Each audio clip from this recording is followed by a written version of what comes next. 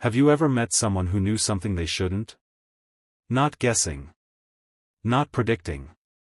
Not hoping. Knew. At exactly 8:17 a.m., the stranger in the coffee shop told Emma Reed. "Don't get on the elevator today." She laughed. At 8:19 a.m., the elevator cables snapped. And that was just the beginning. Emma Reed was not the kind of person who believed in fate. 34. Data analyst. Obsessed with patterns, probabilities, and things that made sense. If something couldn't be explained with numbers, Emma didn't trust it. But that Tuesday morning, the numbers didn't add up. The coffee shop was crowded. Morning rush. Deadlines. Phones buzzing. Emma stood behind a man she'd never seen before. Mid-40s.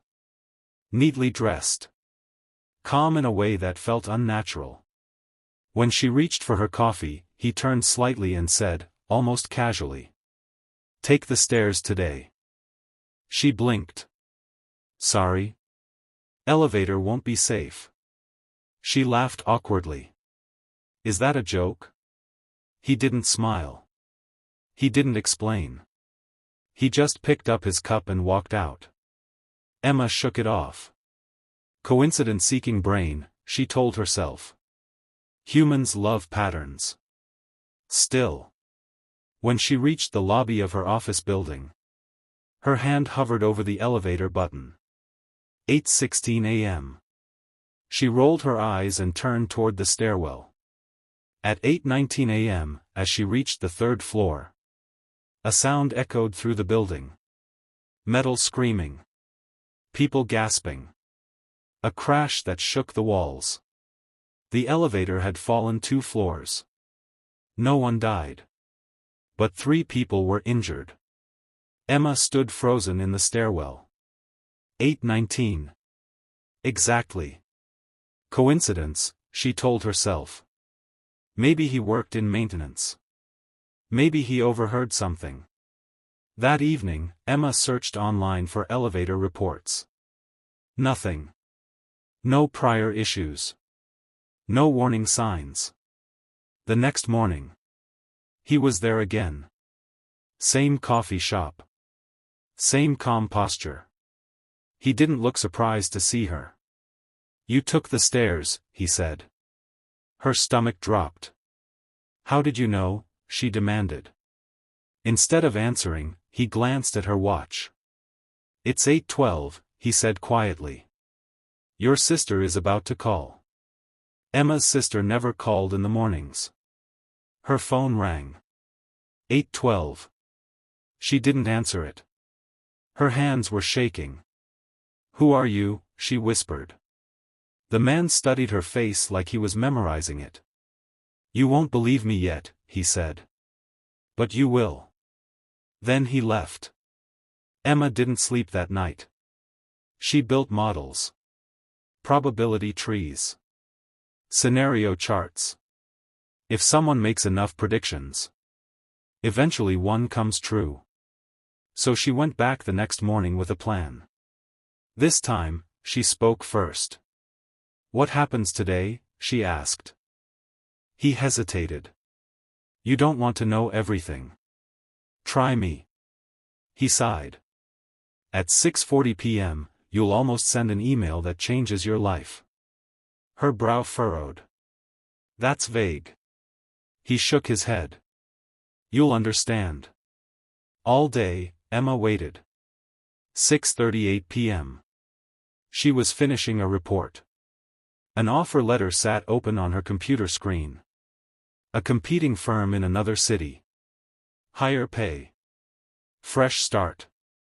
She hovered over send. 6:40 p.m. Her phone buzzed. A notification from the building's internal system. Structural inspection scheduled for next month. A strange sense of clarity washed over her. She didn't send the email. Instead, she deleted it. Because something felt off. The next morning, Emma skipped the coffee shop. She couldn't handle the uncertainty. But he found her standing outside her apartment. "You weren't supposed to avoid me," he said softly. "Who are you?" she demanded again. He exhaled slowly. "I'm not predicting the future." "Then what?" "I remember it." Silence. She stared at him. "That's impossible." "I know." He looked tired now. Not mysterious. Not calm. Haunted. "We've done this before," he said. "Many times." Her pulse pounded in her ears. "Done what?" "This week." She stepped back. "No." "Yes. Every time something goes wrong, I wake up on Monday morning again." Her mind rejected it. "A time loop?" she scoffed. He nodded. "I've lived this week 19 times. Her chest tightened. "That's insane." "On the 7th loop," he continued quietly. "The elevator accident was worse." She swallowed. "On the 12th, your sister's call wasn't harmless." The air felt heavier. "What happens to her?" He hesitated too long. Emma's voice cracked. "What happens?" "There's a car accident Thursday night." Her knees nearly buckled. "No. I've tried everything," he said. "Different routes. Different warnings. Every change creates a different problem." "Why tell me?" "Because in every loop, you're the only variable that changes." Emma's thoughts raced. "If this is true, why do you remember but I don't?" His eyes softened. "Because you're the reason it resets." Her heart skipped. "What does that mean?" He stepped closer, voice barely above a whisper. "In the original timeline, you were driving." The world tilted. "No. You survived," he said gently. She didn't. The words shattered something inside her. "And I couldn't accept it." His voice broke. "I built an experimental predictive model at work. It wasn't just analyzing data, it was manipulating probability." Emma stared. "You created this?" "I tried to calculate a version of the week where she lives." "And?" "I can't find one." Tears welled in his eyes. "Every version saves her, but costs you." Emma's breath slowed. A memory flickered. Headlights. Rain. A scream. "What if," she whispered. "The loop isn't to save her?" He looked confused. "What if it's to save you?" Silence. "You keep changing events," she said. "But the constant variable is me surviving." He stared at her like he'd never considered it. "And what if," she continued. "The only way to end this, is to let the week happen?" His face drained of color. "No. You said every time you interfere, something else breaks." Her voice steadied. "Maybe it resets because you won't accept loss." Tears streamed down his face. "I can't lose her." Emma stepped closer. "Maybe you're not supposed to choose." The next morning. There was no stranger in the coffee shop. Emma's phone rang at 8:12. She answered it this time. "Hey," her sister said cheerfully.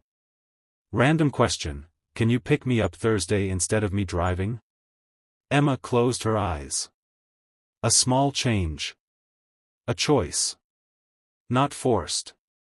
Not calculated. Just made. Sometimes the future isn't something you predict. Sometimes it's something you accept. And sometimes the person trying to fix tomorrow is the one who needs saving.